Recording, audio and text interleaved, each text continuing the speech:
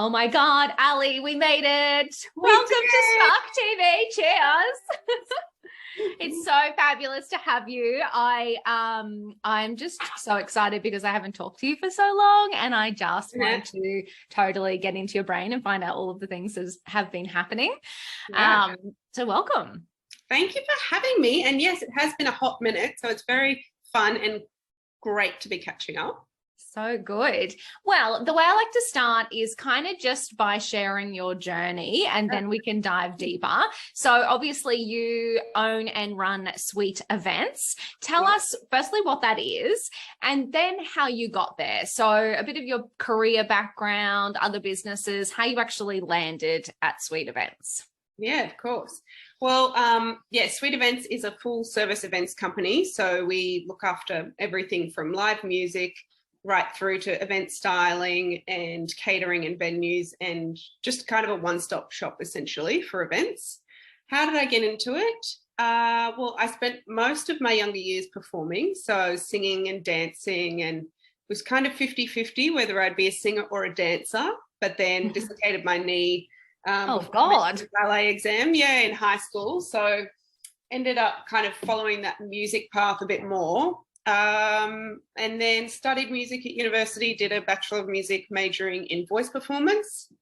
And from there, I kind of I've always had a keen eye for detail and organisation. So naturally fell to the other side of the performing stage and just really loved the events organisation and planning. And that's kind of where I landed. So was booking a lot of artists that I'd been to university with and sung with in the past and performed with, and just kind of already had a bit of knowledge, obviously, in the event space and really liked that space. So I guess when I was building the business, I worked in a few different administrative roles, one of them being for my husband's business, which he has a town planning business, and I helped him build that. And now he has a big team of staff, which is awesome.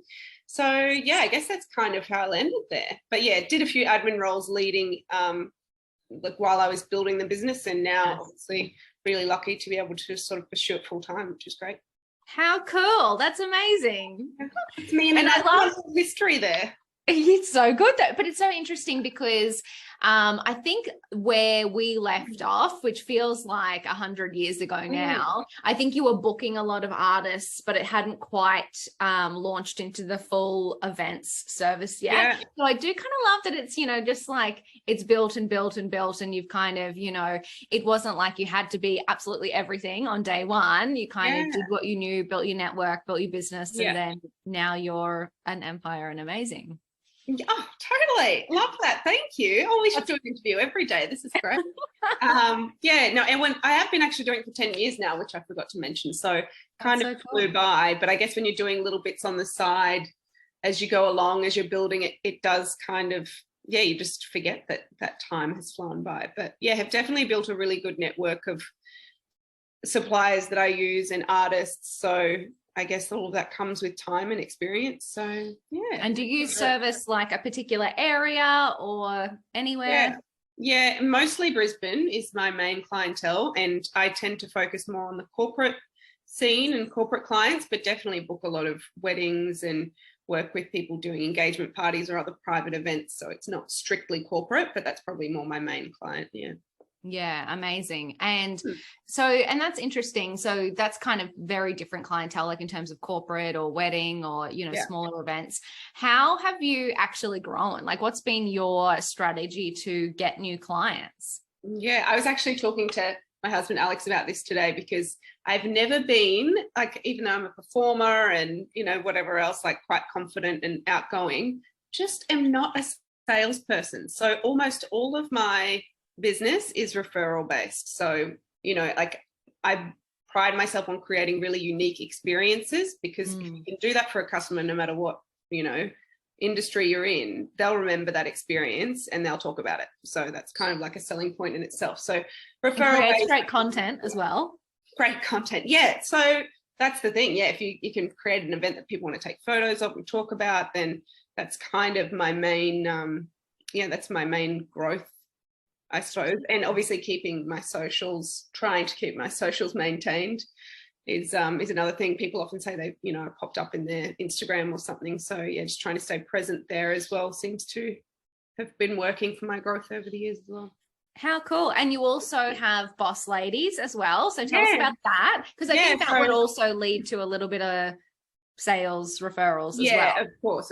So yeah, one of the other big growth points would be hosting my own networking event, which you spoke at, one of the very first ones, Boss Ladies Lunch, back in 2017. So Oh, cool. it's a while ago now. But yeah, I basically created that event to celebrate the incredible women in my life and, you know, amazing women achieving amazing things. So the whole purpose of that lunch is just to get women together in a room, collaborating, sharing some real truths over a vino, you know, like only good things can come of that. So that's really grown over the years too. And I'm always, always really humbled by the people that attend those events. And every time there's new people. And yeah, it started just with people that I knew. And now it's really built to something a lot bigger than that in terms of, you know, the people attending and just who I don't even know, I haven't met before. And they've just got fascinating stories. So yeah, it's great. That's so cool. I love that your mum comes to every event. Oh, mum, number one supporter. Am I right? Totally. My mum came to my last event and I was like, she's my favorite person here. Yes, I actually, for the first time in a million years, went out on the weekend. Oh, she feels old now. Mum life, yeah. But the girl that was DJing, her mum was there in the front row, just like getting down. I was like, oh, love you, mum. Love you, mum. Mums are the best. Mums are literally the best, right? I don't know if my mum knows what I do. That's fine. She's just to be, you know, enthusiastic about it, whatever it is.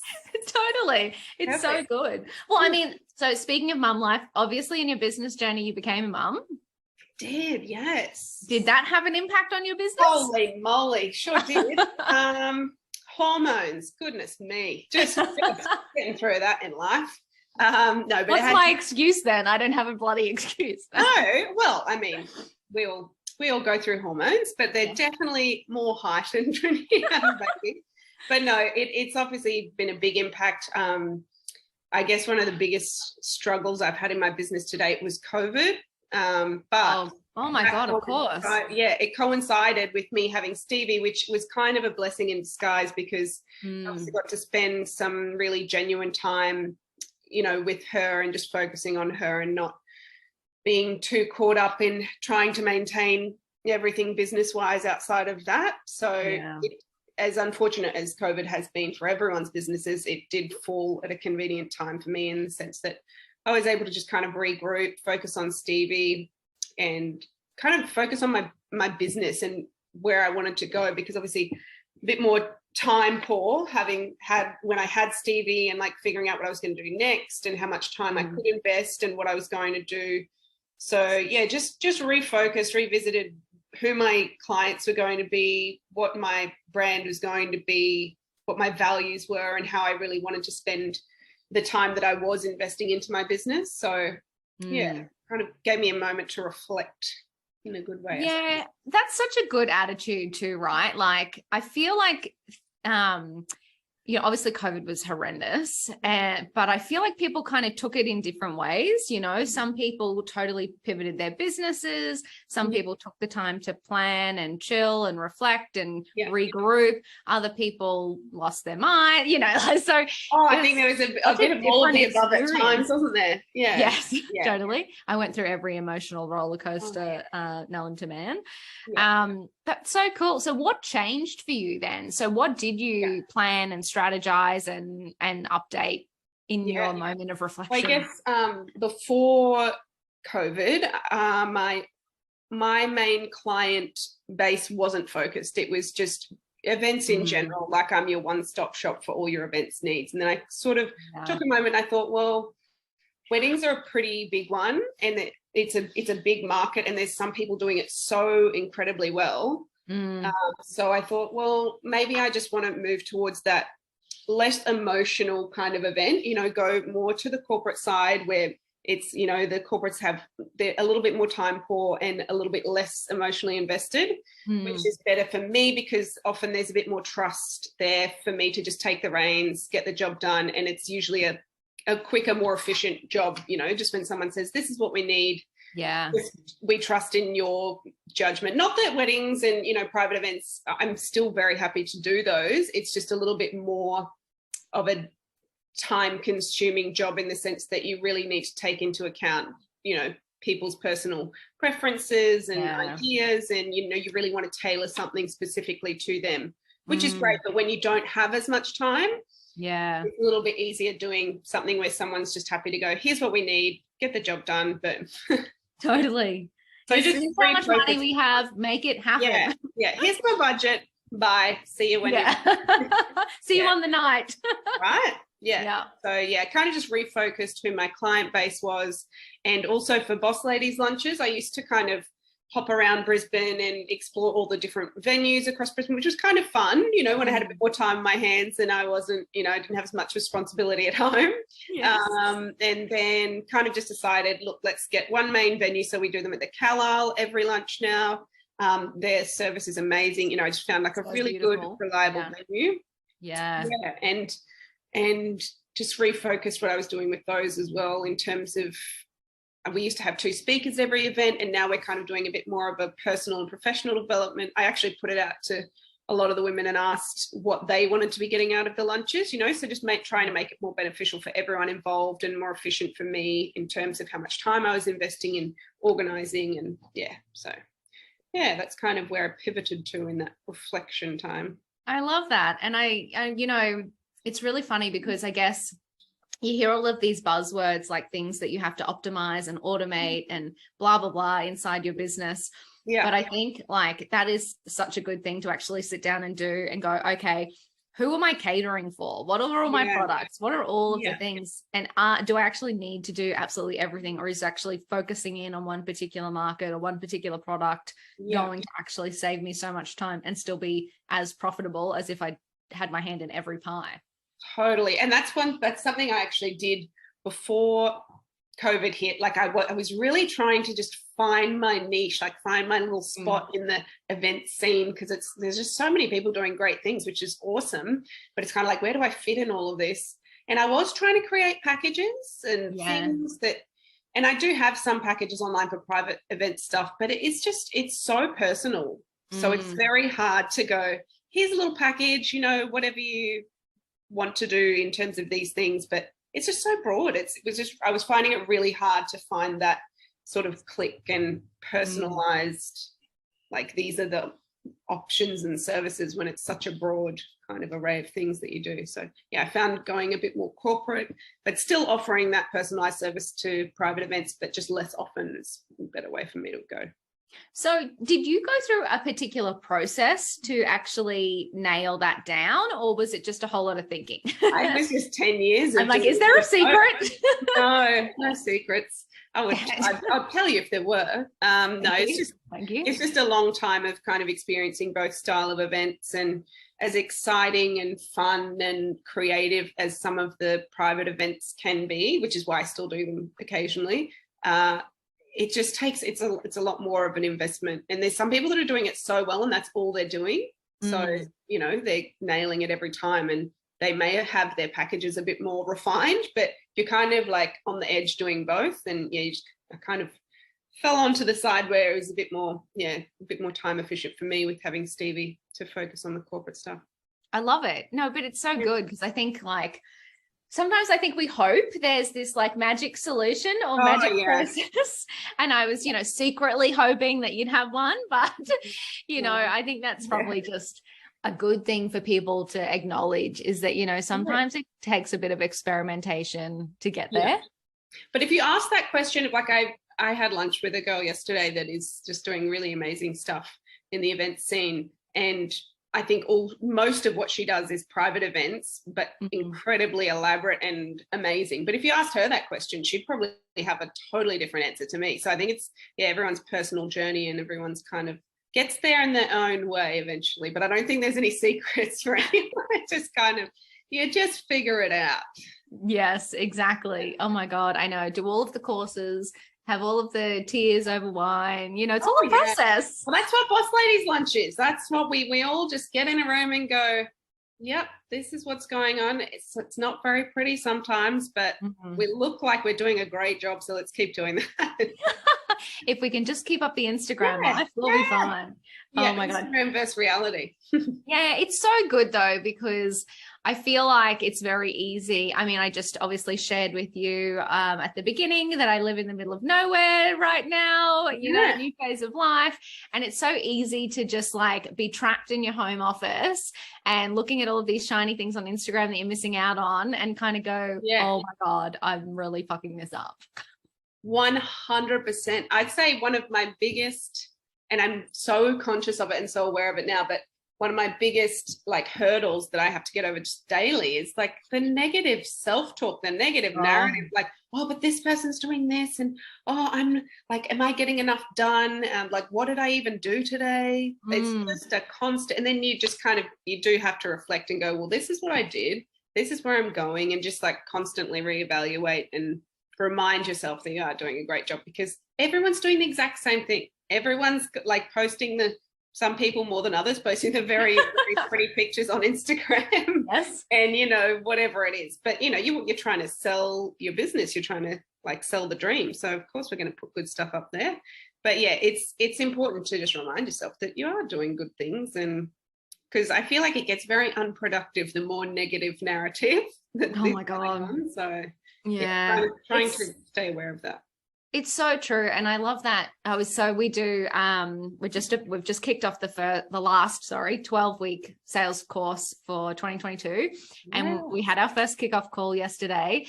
And the biggest thing that came up for everybody, like literally everyone, was I am not worthy. And I'm like, oh, that was the theme at the last Boss Ladies lunch by accident. Oh, really? By accident, because we do an intro around the room and everyone, and then we do a few different like interactive activities. And I was just like, I was emotional, and obviously I was hosting the event, so I was like, come on, pull it together. Oh my God. I was like, no, actually emotional and human. But yeah, that was like the main thing everyone was saying. Like, they just don't like, oh, I don't think, I haven't come to a Boss Ladies lunch yet because I don't feel like I'm a boss. And I'm like, oh my God. Wow. Yeah, it's crazy. It is so crazy. I'm like, I was thinking about it and I'm like, worthiness is such a weird word as well. I'm like, there is no like life manual or checklist that is like, if you don't tick these 5 things, you're not worthy. Yeah. It is literally a made up concept, but literally something that we have all convinced ourselves of. Yeah. So weird. Yeah. And I think it's when we're looking at what someone else is doing or thinking about what someone else is doing or what someone else is achieving, and then comparing ourselves to that. But then I think if you think about the fact that they're probably doing the exact same thing with you, it's like, well, because we should just cancel both of these out. Totally. Doing great. Good job. I know. I feel like we need to have a meeting, okay? We need to all have a meeting. Well, meeting. You're all doing a great job. Keep it up, okay? Yeah, that's it. Scrap this worthy crap. We're okay. We're all okay. You all 100%. Now have permission to be amazing. Yes. Oh, I've seen your little notes popping up on Instagram too. Your little. Oh, my love notes. Yes. Yeah, they're so. That's fun. So fun. So, and that's kind of why. So this is the little book. Yes, there it is. Okay, good. I couldn't remember what it was called. Yeah. So 101 love notes for female founders. Because I was like, you know what? This is the whole thing, right? How many courses are there on the planet? How many ebooks? How many download? How many fucking things to add to your to-do list? And we're supposed to have read them all. Oh, totally. And actioned them all as well.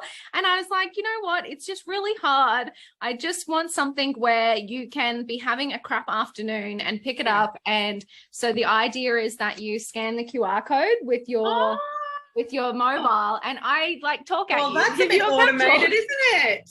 Very forward. So fun.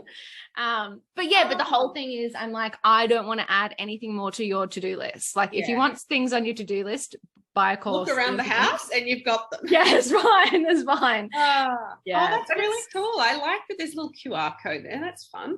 Yeah, I just, make it a bit interactive. Yes. So, but it's so interesting how, you think like, you look around at everyone, you think, well, every idea is taken. People are doing so well in my industry. Like, where do I fit in?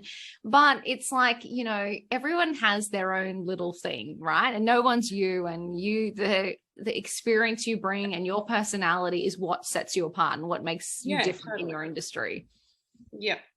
No, Yeah, no, I'm glad that we're on the same page here, and we just happen to fall onto that worthy topic because it is, yeah, it's a big one, and it's definitely very prevalent and important to be aware of it. And then, yeah, just kind of, I don't think we're ever going to get rid of it, in all honesty, like not feeling worthy, or, you know, like you go through your ups and downs where you're just like, oh, I'm getting it, and then you're like, oh, I'm not getting it. And then I think, yeah, it's just important to always just like have a good support network and remind yourself that you're doing a good job, and the people you're comparing yourself to are probably comparing themselves to you anyway. So it's all good.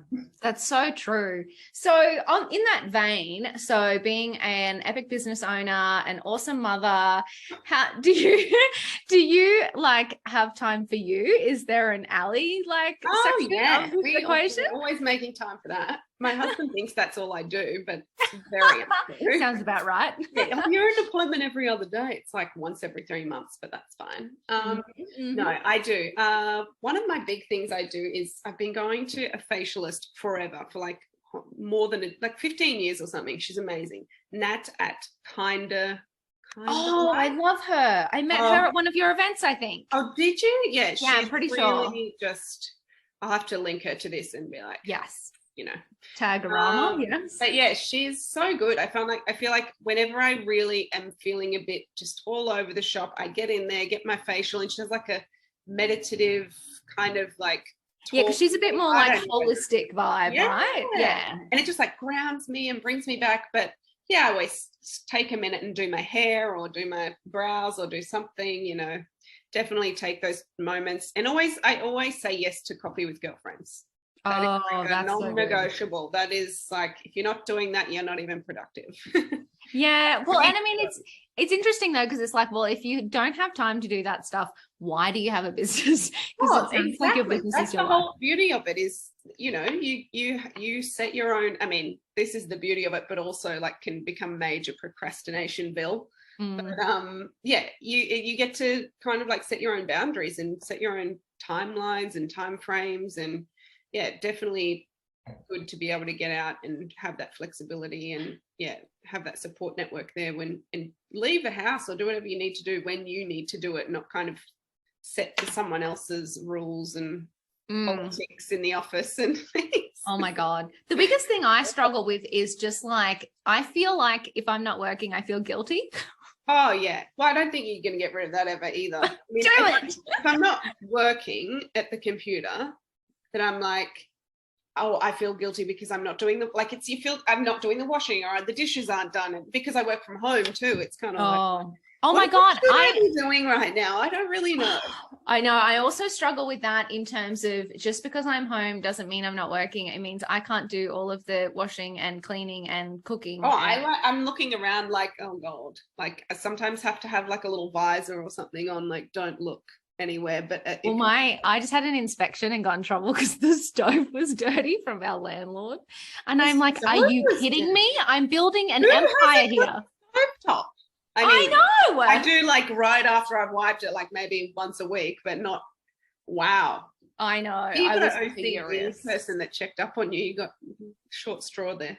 I know. Tell me about it. Anyway, like, have you seen how great my business is going? Do you care about that?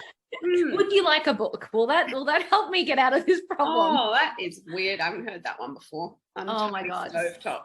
So I'm going to go clean mine after this. Someone's probably watching, let me tell you. Yeah. Ooh. Oh, yeah. So, okay, back to business chats. Yeah, right. Before I rant about my landlord. So challenges. So you kind of went from obviously being a performer. Yeah. To starting to build a business, to having, I love actually that it's like you were building your business and your jobs were your side hustle. Like you're like, nah, I just had other things going on. Like I was building the business all the time. Most people are like, oh, I had a job and I was kind of working on my side hustle. But I love that you reverse it. And you're like, no. Yeah. I was building the empire and I had these things that, you know, were stepping stones. Yeah. But obviously totally different mentality along the way, right? Having the admin jobs, building the business, and now full-time into the business. Yeah. Have there been like challenges along the way? Like how have you gone from, you know, just starting out being a performer, being an employee, to now being a business owner? Has there had to be like a mindset shift? Have you had to learn things in business? Like how did you do it? Oh, I started with the niece program. I think it was all of those many, many years ago, where I kind of like sat down and I did like the business plan and I did all the things, but I feel like I was so young then. And I feel like I just need to redo it now. I feel like it's just like a constant journey of challenges, you know? I think one of my biggest challenges is I do actually respond well to having a to-do list or a let's get this done by this date, you know, deadlines and time frames and things. But I think my biggest challenge is when I give them to myself, I put a lot more flexibility on it than what I would if I was, you know, at a 9 to 5 and, you know, there was someone else watching over me. So I think that's been one of my biggest challenges and struggles to date, is that I don't hold myself accountable enough. And, you know, like I'm just constantly wanting to be achieving more, or, you know, like this, which is a good thing, I guess. And yeah, so I think that's one of my biggest struggles, is kind of going from something more regimented and having someone else tell me what to do and when to do it, to having to tell myself that, but hold myself accountable to those things that I'm telling myself to do, rather than being like, well, it doesn't really matter, you know, because it does. Yeah, the world's not actually going to end if I don't get that thing done. Well, that's the thing. You can't tell yourself that, and the world isn't going to end, but like you need to have like the other little devil in there, like, no, yes, you need to get it done, because you feel better when you do. So I think it's remembering how you feel when you do hold yourself accountable and you get those things done when you said that you're going to do them. Yeah. I have like a whole diary thing going on my, I don't use my diary as a diary. It's more like my little checklist. And I know there's apps for this. I am aware. No. I'm like I'm a piece of paper girl too. Yeah. I stick them in like little time frames, and like, I'm not going to lie, sometimes, most of the time they get shifted to the next day, but I think it's just being conscious of that and holding yourself accountable and reminding yourself of the feeling that you get when you do it on time and you do what you said you're going to do. You talking the talk and walking the walk, you know? Yeah. And it's interesting too, because it's like, you know, if you have an event, you can't fuck with timelines. Like you got to get shit done, right? No. So isn't it funny? This is back end things that are kind of like, well, that's what I mean. Like for everybody else, you will nail it and get it done. Yes. But when it comes to yourself, if it's someone else's thing, and a lot of the things I do are, which is great. But when it's something, you know, like, oh, have you done your social media posts, or have you updated this thing on the website, or did you send your invoices out, which is kind of important because it means you get paid, you know. It's like just reminding myself, to just get it done when you said you're going to, because you feel better anyway. Yeah. And it's really interesting because, you know, sometimes I think we do have these amazing goals and we kind of berate ourselves a little bit when we haven't achieved them quickly, but then we do push things out off our to-do list. Oh yeah. And I was like, well, if you don't do that thing, how are you going to hit that goal? So you really got to do that task and stop putting it on the next page. Yeah. Yeah. Maybe I need my little goal sheet up. I feel like I don't have that there. Maybe I need like a physical, because I've just got like task, which I guess can get a bit visually and mentally overwhelming. So maybe I need my little goal thing up there, you know, like that's why I need to do the task and like remind myself of that end game. Oh my God, that's such a cool idea, because I'm like, I've got a vision board, of course. Of course we do. You know, on the wall. And then I've got all of these annoying tasks on my desk. Yeah. But I was like, maybe you need to connect the two. Maybe it's like, okay, the reason I'm doing this task is because I want this holiday. Or the reason I'm doing this task is because I want this, or I want whatever. Yeah. Maybe we just invented something. We came up with something really cool. Yeah. Copyright that. Totally. Patent pending. Yeah. Well, I guess it's true though, because I mean, I'm always really conscious of like the balance and, you know, having things to look forward to in our personal life, you know, like we've got a holiday coming up, or we're going for dinner together that night, or, you know, something, because I know that, you know, that gives me motivation. So yeah, I think we just get caught up in the day-to-day and forget that, maybe seeing that end goal and linking them together keeps you motivated, because you know what it's actually for in the end. It's not just I'll do it later one.